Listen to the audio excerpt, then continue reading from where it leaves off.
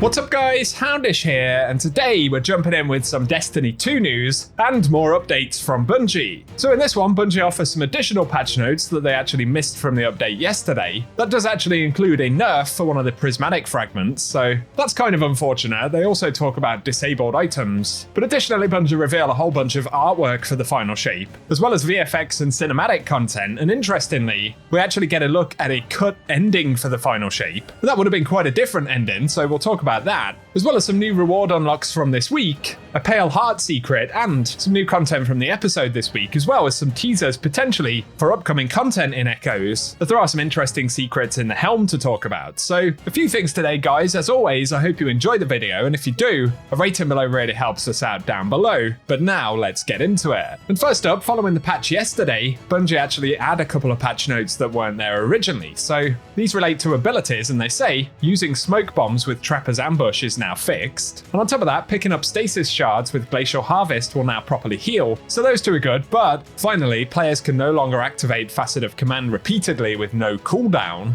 Obviously, Bungie feel that that was causing a significant enough issue that it needed a nerf, and according to folks on Reddit, the Facet of Command cooldown is now 11 seconds, which obviously is incredibly slow. So that's kind of a frustrating one. Let us know your thoughts about it down below, but Bungie Help also say, due to an issue, we've temporarily disabled the ability to gain weapon level XP from overthrow completions in the Pale Heart. Players can still progress weapon levels by killing enemies in overthrow though, and I believe this is due to a bug or an exploit of some sort. So Cheese Forever, as always, is keeping Bungie on their toes. So those are the initial few updates this week. Next up though, let's talk about Grandmaster Excision, which of course dropped yesterday after the server maintenance. We were finally able to try it out, and I think it's safe to say it is fairly brutal. Of course, firstly, we need to actually put a 12-player fire team together, and then enemies inside of this mission are insanely tanky, and also there are numerous elements that will one-shot players, so whether it's Axion darts, snipers, or witness hands, it's safe to say it's pretty rough. And also right here, you're watching the longest witness damage phase ever.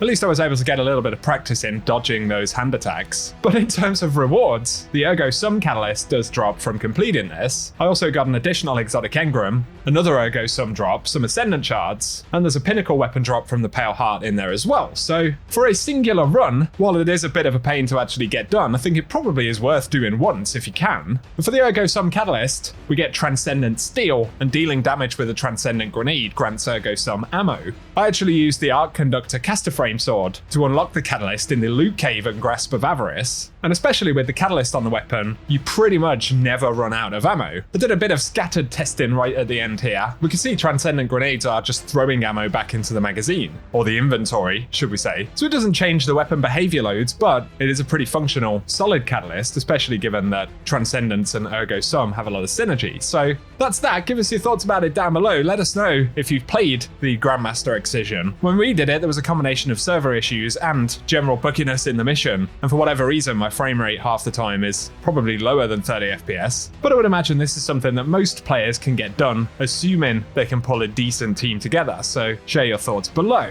Another quick mention here though, Bungie released a whole bunch of artwork, concepts, VFX previews, and even cinematic content from the development of the final shape. And as Destiny Bulletin pointed out right here, there's actually an end cutscene, which is a variation on the one that we got in the final release. So the final version we got in game is where Cade 6 sacrifices himself to revive the ghost in the cutscene. But it turns out that before final shape was delayed, the original version actually had our Guardian restore the ghost by using both light and darkness energy, as we can see in this cutscene here, which definitely changes the vibe, not having Cade kind of feature heavily as part of that ending. I'm not sure what Cade's fate would have been in the original version or how they would have dealt with that story, but interesting to see an alternate ending almost for the final shape. And otherwise, there's loads of very cool artwork, some of which was actually never used in the release. Plus there's development for weapon cosmetics and skins, and it gives us a full look at the armor for the Salvation's Edge raid as well. So a few cool bits in there, and I'll link it down below. Our final couple of mentions right here though, don't know whether you guys have noticed this, but on the Pale Heart, the luminescent seeds that we collect by completing Overthrow can of course be dunked into the hands that we find around each of the zones. And also in each zone, there's a sort of statue of a series of red hands that we can find in that area. But once we dunk all of the luminescent seeds into the hands in each zone, that red statue, interestingly, actually turns into a sort of tree. And I guess the idea is that it's being sort of restored by the light. But considering this can be done in each of the zones, and there doesn't appear to be a reward or sort of function behind actually completing all of them, it does leave players wondering if there's going to be an additional secret or something that unlocks having completed all of these. I'm not sure, but it's something interesting to keep an eye out on for future weeks. And otherwise, this week in the Echoes content, I haven't actually finished all of the quest steps just yet, but we do get the reworked Exodus Crash strike. I'm guessing that strike will now make its way into playlists as well. And I'd say most of the strike is fairly similar to how it was originally, although at the boss fight, the boss's health will shield only twice as opposed to a few times, which is helpful. So I'd say it is generally an improvement. The only other interesting thing to mention in relation to the episode content is that players have noticed that there are some invisible sort of holograms in the helm that can be viewed with a couple of weapons, so Graviton Lance,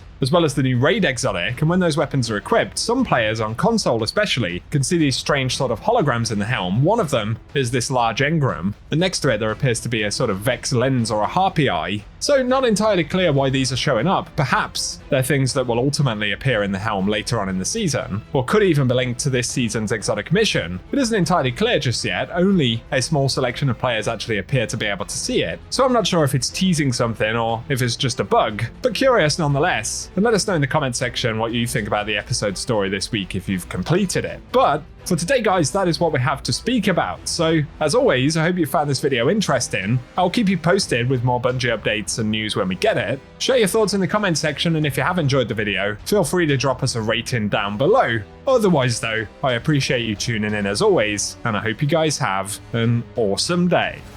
Guardian down.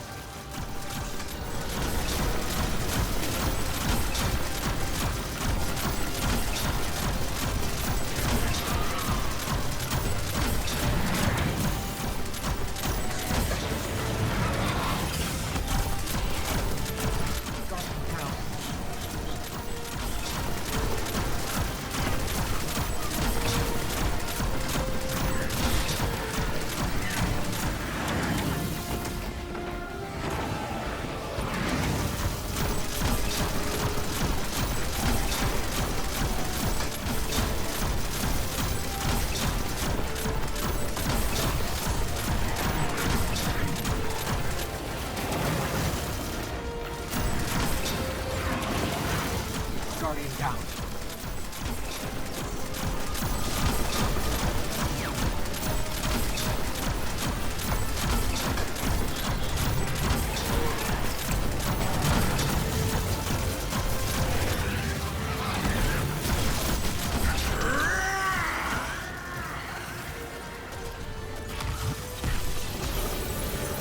Here and now, Guardian. All right, we got it on the run. You show that shape, it ain't final.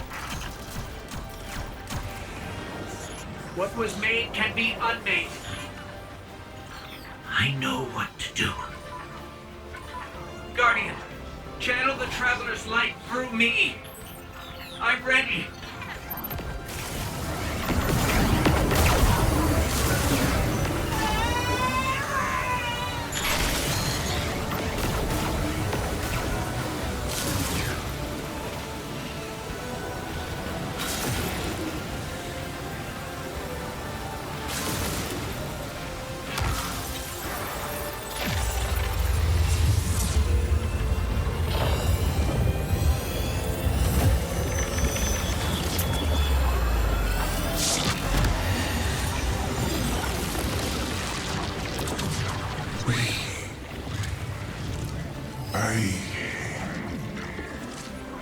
I don't understand. That's it. We did it.